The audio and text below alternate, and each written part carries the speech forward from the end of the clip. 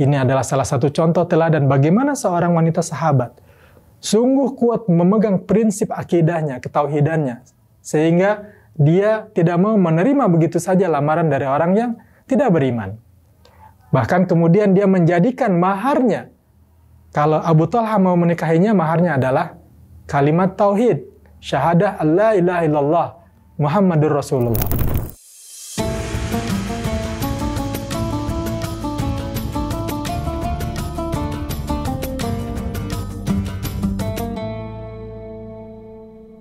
Assalamualaikum warahmatullahi wabarakatuh. Sahabat Imani, kali ini kita akan mencoba mengambil ibrah dan pelajaran dari kisah orang-orang terdahulu yang merupakan generasi terbaik dari umat ini, yaitu generasi para sahabat. Siapa di antara kita yang tidak kenal Anas bin Malik? Dia adalah seorang pembantu Nabi Muhammad SAW yang banyak meriwayatkan hadis. Tapi kali ini saya tidak akan bercerita tentang Anas bin Malik, melainkan saya ingin menyampaikan tentang ibunya. Ibunya adalah seorang muslimah, yang mana ketika itu ayah dari Anas bin Malik, yaitu Malik bin Nadhr, itu belum masuk Islam dan memang tidak masuk Islam. Nah, ketika ibunda dari Anas bin Malik ini, yang biasa dipanggil dengan Ummu Sulaim, masuk Islam, sementara Malik bin Nadhr tidak mau masuk Islam, dia ajak terus suaminya itu untuk masuk Islam. Tapi terus menolak, sampai akhirnya mereka bercerai. Nah, yang menarik adalah setelah Ummu Sulaim atau Gumaysa namanya, dalam riwayat lain disebutkan Rumaysa. Ketika Rumaysa ini sudah ditinggal oleh suaminya dan dia menjadi janda, datanglah kemudian seorang sahabat Nabi yang juga ketika itu belum masuk Islam, yang merupakan tokoh di Yathrib ataupun di Madinah ketika itu, yang bernama Abu Talha. Abu Talha datang kepada Rumaysa. Untuk apa? Untuk melamar, untuk menjadikan Rumaysa sebagai istrinya. Tapi apa sikap Ummu Sulaim ini ataupun Rumaysa ini? Sahabat Imani, kuatnya akidah, iman Ummu Sulaim ini membuatnya menolak lamaran Abu Talha. Padahal orang seperti Abu Talha itu tidak mungkin ditolak lamarannya, apalagi oleh seorang janda yang ketika itu sangat membutuhkan seorang pendamping untuk menghidupi anak-anaknya. Kenapa ditolak lamaran Abu Talha ini? Ternyata alasannya adalah karena Abu Talha ketika itu masih menjadi seorang penyembah berhala.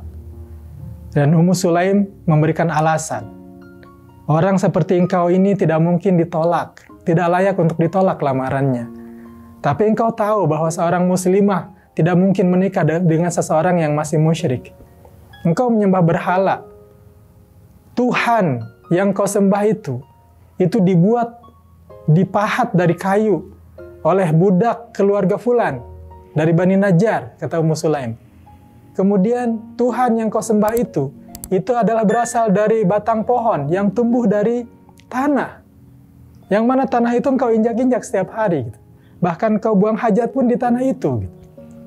Nah, logika ini disampaikan kepada Abu Talha oleh Ummu Sulaim. Dan ini ternyata berpengaruh dalam hati Abu Talha.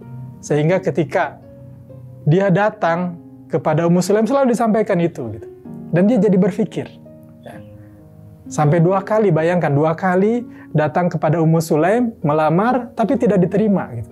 Malah mendapatkan jawaban seperti itu. Sehingga akhirnya ketika datang masanya, mulailah Abu Talha ini berpikir.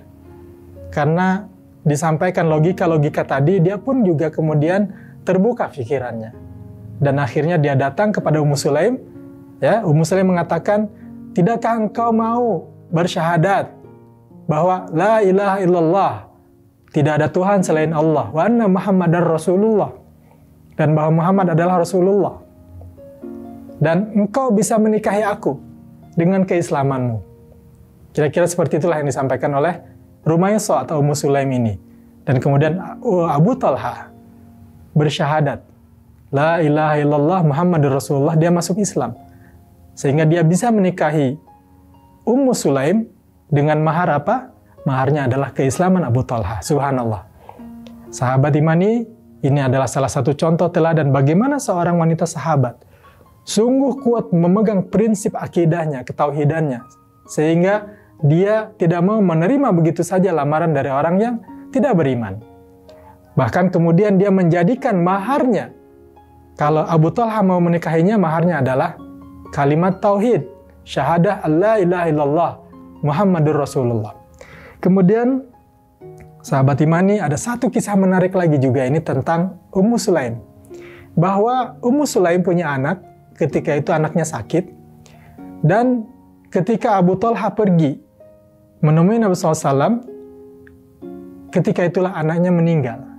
Dan ketika Abu Talha kembali ke rumahnya, Ummu Sulaim meminta kepada keluarganya, tolong jangan beritahu bahwa anak Abu Talha sudah meninggal.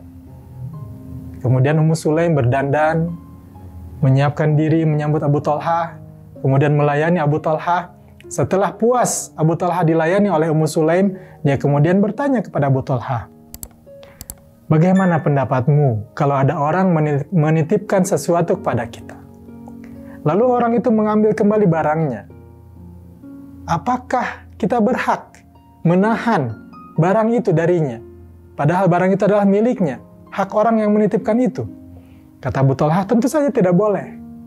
Maka kemudian disampaikanlah bahwa anaknya sudah meninggal, dan anaknya itu adalah titipan Allah Subhanahu wa Ta'ala, sementara Allah ingin mengambilnya kembali. Nah, dengan demikian kemudian maka Abu Talha menyadari setelah itu bahwa anaknya hanyalah titipan. Lalu kemudian kisah itu terdengar oleh Rasulullah SAW, dan Rasulullah mendoakan mereka. Lalu setelah itu terlahirlah dari keduanya itu kurang lebih 9 anak yang semuanya menguasai Al-Quran. Inilah rekan-rekan sekalian, sahabat imani, buah dari keimanan, buah dari kesabaran, buah dari ketaatan kepada Allah Subhanahu wa Ta'ala, menerima qada, takdir dari Allah Subhanahu wa Ta'ala, Allah gantikan dengan sesuatu yang lebih baik.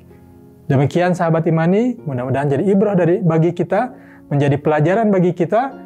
Billahi taufiq wal hidayah. Wassalamualaikum warahmatullahi wabarakatuh.